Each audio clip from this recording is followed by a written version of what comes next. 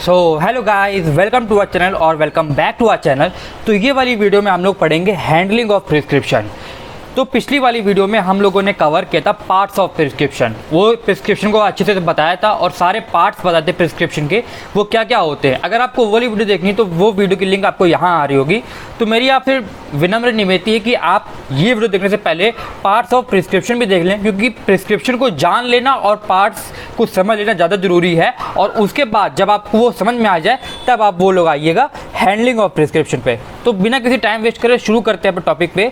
तो handling of prescription, तो दोस्तों हम लोगों ने पढ़ लिया है कि प्रिस्क्रिप्शन का पार्ट कैसा होता है, उसका स्ट्रक्चर कैसा होता है, उसका स्ट्रक्चर पढ़ लिया था और उसके कई सारे पार्ट्स पढ़ लिए थे कि क्या होते हैं, डेट, नेम, इंस्क्रिप्शन, सब्सक्रिप्शन, है ना। लेकिन अब हम लोग पढ़ेंगे हैंडलिंग। हैंडलिंग मतलब कि उसको जो फार्मासिस्ट लेगा उसे कैसे यूज़ करेगा। मीन्स जब आप जाएंगे डॉक्टर के पास, डॉक्टर आपको प्रिस्क्रिप्शन लेके देगा, प्रिस्क्रिप्शन लेके आप फार्मासिस्ट के पास जाएंगे, मीन्स मेडिकल स्टोर जाएंगे।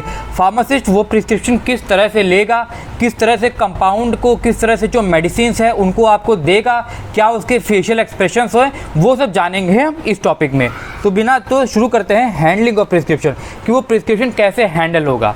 तो following precautions must be followed by a pharmacist while handling the prescription. Means ये 4 प्रिकॉशंस हैं जो हर एक फार्मासिस्ट मीन्स हम लोग को फॉलो करने हैं जब भी हमें एक प्रिस्क्रिप्शन दिया जाए। ये 4 पॉइंट्स हम लोगों को हमेशा फॉलो करने हैं। तो सबसे पहला पॉइंट है रिसीविंग। रिसीविंग मतलब लेना, मतलब कि जब आपको पेशेंट प्रिस्क्रिप्शन देगा तो आप उसे सहज रूप से स्वीकार कर लें, रिसीव कर लें।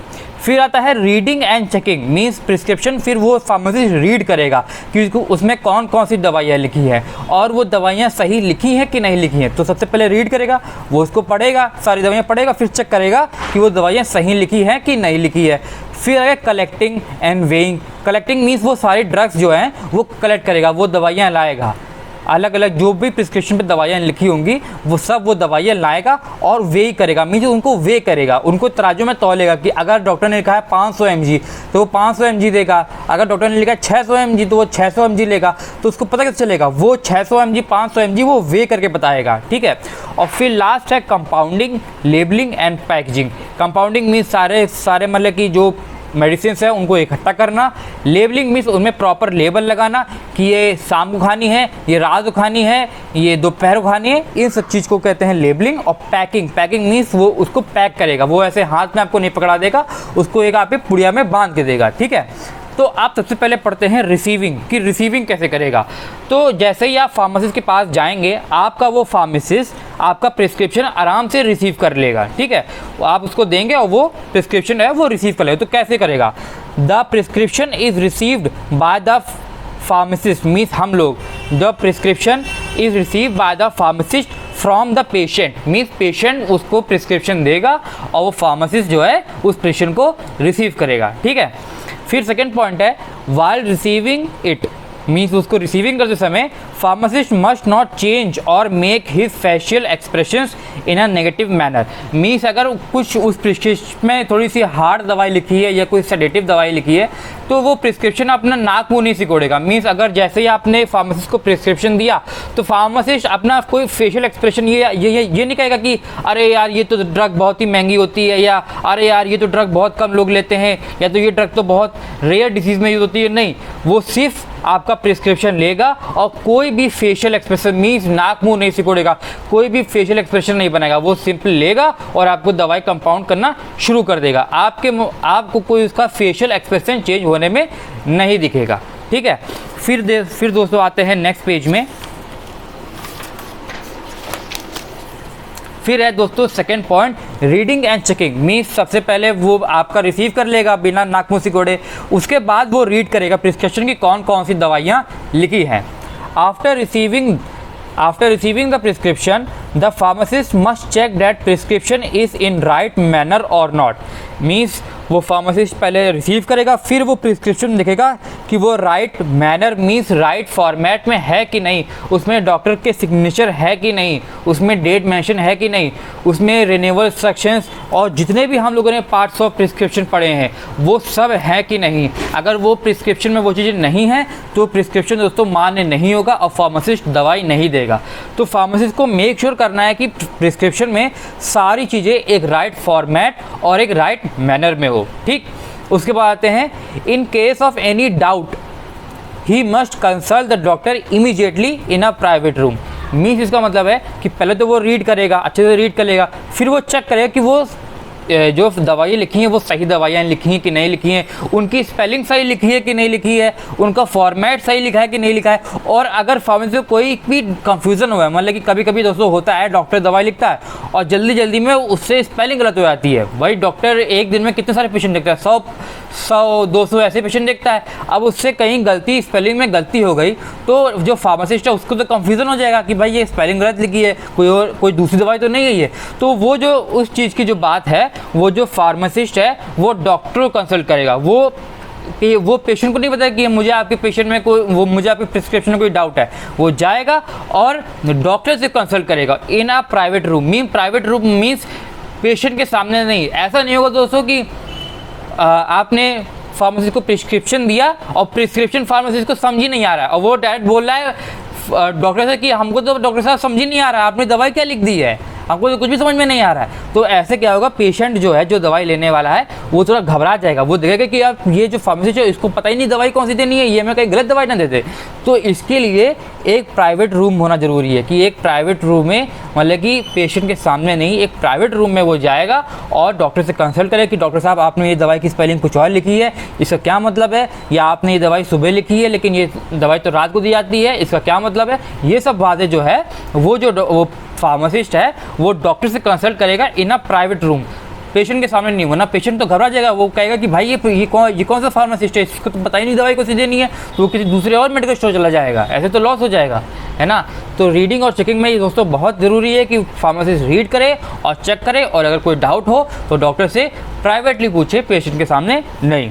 फिर थर्ड पॉइंट आता है कलेक्टिंग एंड वेइंग करना और कलेक्ट करना। कलेक्ट मतलब अब उसने रीड कर लिया, चेक कर लिया, सब कुछ सही है, हर स्पेलिंग उनको समझ में आ रही है, अब वो सारी दवाइयाँ कलेक्ट करेगा, सारी दवाइयाँ लेगा, कौन कौन सी लेनी है, फिर उनको वे करेगा, मीन्स उनको तौलेगा। आपके दोस्तों पहले के ये जो प्रिस्क्रिप्शन का फॉर्मेट है ये पहले के ज़मानों का है। अभी क्या होता है, आप मेडिकल स्टोर जाते हैं तो वो तुरंत आपको टैबलेट पकड़ा देता है। अगर डॉक्टर ने कहा कि आपको 500 mg पैरासीटामोल लेनी है तो वो 500 mg की टैबलेट दे देगा। डॉक्टर ने कहा 600 mg की तो वो 600 mg की दे देगा। पहले क्या होता था, पहले ऐसा नहीं होता था। पहले जो पैरासीटामोल थी या कोई भी दवाई थी, अगर डॉक्टर ने लिखा 500 mg तो वो जो फार्मासिस्ट था वो उनको वे करता था, तराजू में तोलता था और तब देता था 500 mg, इस तरह से देता था। अगर उनको 600 लिखी तो वो उसमें 600 मतलब कि वो वे करता था तब देता था, है ना।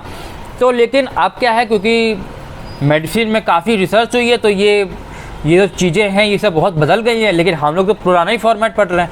तो कलेक्टिंग और वे में क्या है कि पहले फार्मासिस्ट पहले सारी दवाइयाँ कलेक्ट करेगा, कलेक्ट करने के बाद उनको वे करेगा। देखते पढ़ते हैं क्या है, the pharmacist must collect all the material. उस फार्मासिस्ट को सारे मटेरियल कलेक्ट करने चाहिए इन द प्रिस्क्रिप्शन में सारे जो मटेरियल्स हैं उन्हें कलेक्ट करना चाहिए विथ प्रॉपर लेबलिंग होनी चाहिए दोस्तों। मतलब कि कोई ड्रग दोस्तों ऐसे प्रॉपर लेबलिंग का मतलब है दोस्तों कि कोई ड्रग ये है, कोई ड्रग ये है, ये है ए, ये है बी। अब दोस्तों अगर प्रॉपर लेबलिंग ही नहीं है वो फार्मासिस्ट कंफ्यूज हो जाएगा कि भाई ए कौन सी है, बी कौन सी है, क्योंकि सारे ड्रग्स देखने में एक जैसे लगती हैं। तो अगर वो फार्मासिस्ट कंफ्यूज हो गया तो वो तो दवाई गलत कंपाउंड कर देगा, वो तो गलत दवाई दे देगा। इसके लिए इस चीज़ को इग्नोर करने के लिए, इस चीज़ को हटाने के लिए सारे लेबल हैं जो ड्रग्स में, जितने भी ड्रग्स हैं उनके सारे लेबल जो हैं वो प्रॉपर होने चाहिए, इसीलिए लिखा है प्रॉपर लेबलिंग, ठीक। Then he must weigh all the materials very carefully. और फिर उनको जब उसने कलेक्ट कर लिया है फिर उनको वे करना चाहिए वेरी केयरफुली, बहुत ही केयरफुली से, क्योंकि यहाँ पे दोस्तों पेशेंट की ज़िंदगी का सवाल है। अगर कुछ भी दवाई में ऊपर नीचे हुआ तो पेशेंट की ज़िंदगी चली जाएगी, तो इसलिए उसको वे करना चाहिए बहुत ज़रूरी तरह से, बहुत केयरफुली तरीके से। अगर 500 mg डॉक्टर ने लिखी है तो उसको कायदे से 500 mg ही वे करना है, 600 mg नहीं देना है। 600 mg दे दिया तो पेशेंट को बहुत ही सीरियस एडवर्स इफेक्ट हो जाएंगे। तो इसलिए उस फार्मासिस्ट को बहुत ही केयरफुली वे करना चाहिए, ठीक है। And the materials must be clean and dry and properly labelled. और दोस्तों ये तो बात काफ़ी सी ऑब्वियस है कि जितने भी मटेरियल्स हैं वो क्लीन होने चाहिए, मीन्स उसमें कोई कंटेमिनेशन नहीं होनी चाहिए कि मतलब कि जो फार्मासिस्ट है वो दवाई निकाला लेकिन दवाई के अंदर जंग लगी है, धूल लगी है, ऐसा ये सब नहीं, दवाइयाँ बिल्कुल साफ़ सुथरी और ड्राई, मिक्स उसमें कोई भी मॉइस्चर नहीं होना चाहिए। तभी जो दवाइयाँ होती है वो एक एयर टाइट कंटेनर में पैक हो जाती हैं, उसमें कोई भी थोड़ा सा भी मॉइस्चर चला जाएगा ना तो दवाई का जो केमिकल कॉम्पोजिशन है वो चेंज हो जाएगा, और अगर केमिकल कॉम्पोजिशन चेंज हो गया तो दवाई की प्रॉपर्टी ही चेंज हो जाती है, फिर वो दवाई काम ही नहीं करेगी, उल्टा गलत अफरा और दे देगी। तो फार्मासिस्ट को मेक श्योर करना चाहिए कि वो सारी दवाइयाँ क्लीन हो और ड्राई हो और प्रॉपरली लेबल्ड हो। ये है कलेक्टिंग एंड वेइंग का। आप सबसे लास्ट पॉइंट है कंपाउंडिंग, लेबलिंग एंड पैकेजिंग। तो कंपाउंडिंग पढ़ते हैं क्या है, देखो दोस्तों, रीडिंग हो गई, चेकिंग हो गई, मतलब कि फार्मासिस्ट ने वो प्रिस्क्रिप्शन पढ़ लिया, चेक कर लिया, उसको कलर भी कर लिया, वे भी कर लिया, कलर भी कर लिया, वे भी कर लिया। अब उसे करनी है कंपाउंडिंग, मीन्स उसको सबको एक साथ लाना, कंपाउंड में सबको एक साथ लाना, ठीक है। तो अब उसने सारा वे कर लिया, सब कुछ कर लिया, अब वो उसकी पुड़िया बना देगा, है ना, वो पुड़िया बना के दे देगा। तो देखिए, only one prescription must be handled at one time. इसका मतलब दोस्तों ये है कि फार्मासिस्ट को एक बार में एक ही प्रिस्क्रिप्शन के बारे साथ मतलब कि काम करना है। अगर दोस्तों आप मेडिकल स्टोर जाते होंगे तो आप देखते होंगे कि जो फार्मासिस्ट है उसके हाथ में हमेशा सिर्फ एक ही प्रिस्क्रिप्शन रहता है, वो एक ही प्रिस्क्रिप्शन लेता है, फिर उसकी सारी दवाइयाँ कलेक्ट करता है, फिर देता है। ऐसा नहीं कि वो दो प्रिस्क्रिप्शन साथ लेके घूम रहा है। अगर दो प्रिस्क्रिप्शन साथ लेके घूमेगा तो किसी एक आदमी की दवाई किसी और दूसरे को दे देगा और दूसरे की दवाई किसी और को दे देगा। इस एरर को हटाने के लिए वो जो फार्मासिस्ट है वो एक ही प्रिस्क्रिप्शन लेकर चलता है, एक ही प्रिस्क्रिप्शन पे लेगा, उसकी दवाइयाँ अच्छे से डिस्पेंस करेगा, फिर दूसरे प्रिस्क्रिप्शन पे आएगा। अगर दो साथ लेगा तो एरर हो जाएगा और दवाइयों का इधर उधर हो जाएगा, तो उससे जो पेशेंट को है उसकी लाइफ को खतरा है, ठीक। तो मतलब कि जो प्रिस्क्रिप्शन है, जो फार्मासिस्ट है वो उसको एक ही प्रिस्क्रिप्शन एक टाइम में करना है, ठीक है। The compounding must be done in a clean place, meaning जो कंपाउंडिंग है मिक्स सारे मतलब कि वेइंग में सब हो गया, अब उनको जब मिक्स करना है, पुड़िया जब उसकी बनानी है तो must be done in a clean place, मतलब कि वो जो प्लेस है वो क्लीन होना चाहिए। दोस्तों आपका जो मेडिकल स्टोर होता है वो बहुत ही क्लीन होता है, जैसे रेस्टोरेंट्स होते हैं बहुत क्लीन होते हैं, आप किसी भी गंदे रेस्टोरेंट में खाना खाना नहीं जाएंगे, है ना। तो वैसे ही अगर आपका कोई मेडिकल स्टोर गंदा संदा है तो वहाँ से भी आप दवाई नहीं लेंगे। तो मेडिकल स्टोर जो है जहाँ पे ये सारी दवाइयाँ रखी रहती हैं वो सब क्लीन होनी चाहिए, साफ़ सुथरे होनी चाहिए। वहाँ पे फिर मतलब कि कोई भी डस्ट या कोई भी कंटामिनेशन, बैक्टीरियल कंटामिनेशन बिल्कुल भी नहीं होना चाहिए, बिल्कुल क्लीन होना चाहिए, ठीक।